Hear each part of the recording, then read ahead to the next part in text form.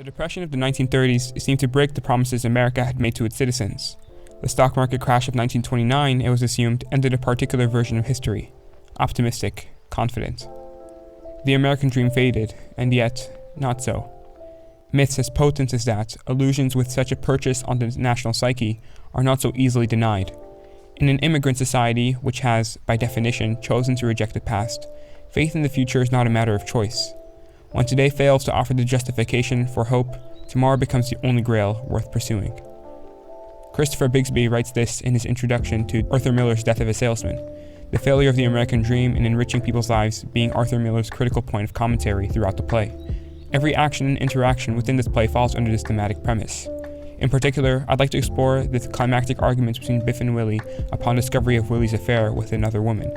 This scene, at the tail end of the play, I think excellently encapsulates this core theme of the play, and concisely depicts how Miller communicates his overarching purpose.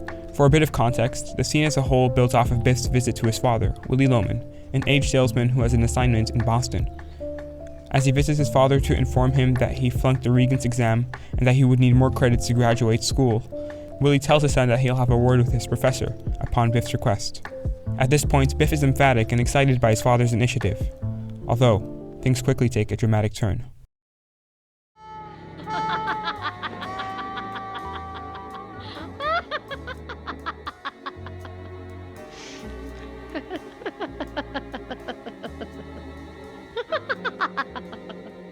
Death of a Salesman is a tragedy, with its star Willy Loman being the tragic hero. It consequently gives Arthur Miller two important aspects to develop: set and character. But these aren't so much distinct as they are complementary, which we justify based on the characterization of Willy Loman. There are two explicit ways Miller does this, where he directly reminds the audience of Willy's lack of morality. For example, when Willy asks Biff why he didn't copy his classmates, Bernard's, answers, we see how Willy isn't such a great role model, let alone a good father, encouraging his son to lie and cheat instead of upholding any honesty. However, this is more of a course of action in Willy's character, rather than a real development. A more implicit method Miller employs to develop Willy's character, and arguably the more effective one, is the use of staging and directions during the scene. Everything is happening at once. Willy's trying to assuage his mistress and simultaneously be a good father to his son. While he, quote, suddenly strives for the ordinary in doing so, the juxtaposition between Willy's mistress and his son both being on stage at the same time without any real separation creates a jarring image and possibly an unresolvable conflict that Willy must face. It's not the mere act of infidelity alone that is effective in characterizing Willy Loman as a tragic hero, but how he must confront an impossible moral dilemma based on the way the scene has been staged. It not only gives us a blatant reminder of Willy's deplorable morality, but implicitly demonstrates how Willy strives for the ordinary in a conflict which is by every stretch extraordinary. It makes us see firsthand how his ambition and dream throughout the play is constantly met with failure due to its impossibility, an important idea which speaks to Miller's critique of the American dream. That being said, this staging is true for the entire play. Taking place on one set piece, there is no real curtain calls to jump from one scene to another, from one point in time to another. The reason Miller does this is to invoke a real sense of immersion and connection to the characters on set, giving us a true insight into how they feel. In our scene, this is epitomized at the end. I gave you an order! Don't touch me, you liar! You apologize for that! You fake! I gave you an order!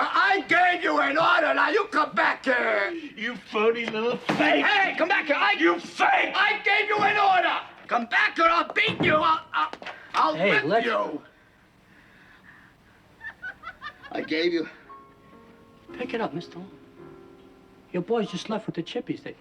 When I first read this, I was in complete shock and disorientation. The argument between Willy and Biff felt as though it was happening in the present, pushing the play forward.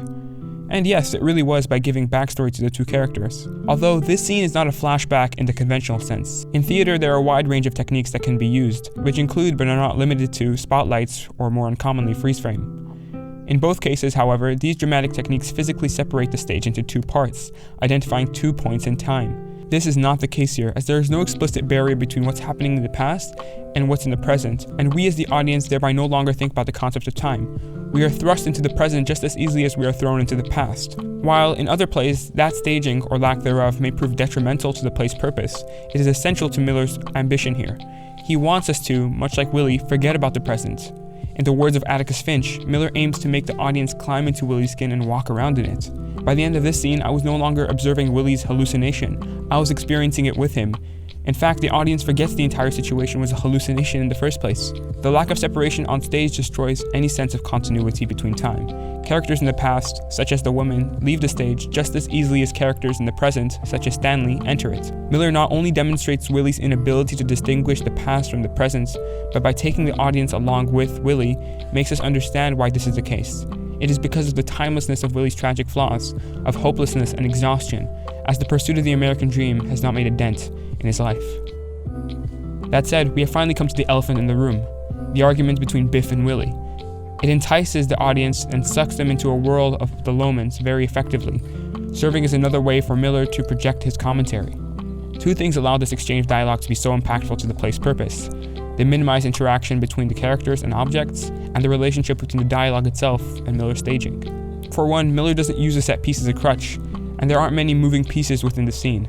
Miller essentially has two characters and two minor characters to work with, who only interact with two props, a box of stockings and a briefcase. Working under these limitations would seem obtuse, and sound as though they would serve to confuse rather than communicate. Although this naked scene makes the subtlety of Miller's motifs shine through a lot more effectively, and fits well with Miller's overarching commentary on the American dream. On the surface, the stockings appear to be a motif Miller uses to expose Willy's affair to Biff. Although, the prop also lends itself well in conveying Willy's tragic character in pursuit of the American dream. To Miller, the American dream is not only an ambition and pursuit, but also a culture, a set of responsibilities and practices that are undertaken to demonstrate success. In Willy's case, it's being a successful businessman or salesman and providing for his family. The stockings thereby help Willy delude himself into believing that he's meeting the cultural standards of a successful man. Although, at the end of the day, those stockings are not a necessary commodity, but an expensive luxury, going to someone outside of Willy's family. The stockings stand out as a symbol of responsibility or lack thereof, that Willy has to his wife and sons, a responsibility the woman has snatched out of his hands, a responsibility Biff reminds of through his harrowing remark about how he has forsaken the duties to his mother, and has no choice but to abandon his father. Additionally, the interplay between dialogue and staging in the argument is used to emphasize how insignificant Willy's actions are, and epitomize a lack of control in his life, transforming the argument between Biff and Willy into a full-blown scandal. It is paramount for Miller to communicate this, as he wants the audience to understand that this is the moment where everything collapses for the Lomans. Angered by Biff's comments, he gives him an order to take his suits, and repeats this throughout the scene. But Biff remains indifferent to all this. However, he uses the present tense while the scene itself is set in the past. It enforces the illusion that the scene is taking place in the present day and immerses the audience into his hallucination. While characters enter and leave, the stage itself does not change. The past itself hasn't changed, despite Willy's vivid memory of it, despite Willy's resolve and guilt. In effect, he gives nothing an order. It is this intrusive and dominating characteristic of the American dream on the Loman's life that consume and eventually haunt Willy and Biff as tragic characters. The scene reminds us as the audience of how the pursuit of success has consumed every aspect of their life. Biff's hope and excitement at the beginning mirrors the old euphoria prior to the Depression, only to morph into feelings of deep sadness, betrayal, and demotivation. His life, which had been bounded by his father's notion of success, no longer has meaning and no longer has a settled purpose. All Biff can do now, lifting his suitcase, is be a traveler. Simultaneously, Willy's attempt to transform an awful situation into something positive by trying to persuade his son to forget about the affair reveals how his career as a salesman is not limited to his official business, but has invaded every aspect of his life. Ironically, it is Willy's attachment to the dream that has destroyed any sense of realism and practicality in his life. As Charlie, Willy's next-door neighbor, had previously reminded him, a salesman's got a dream. Miller's play is about the death of that dream. The death of a salesman.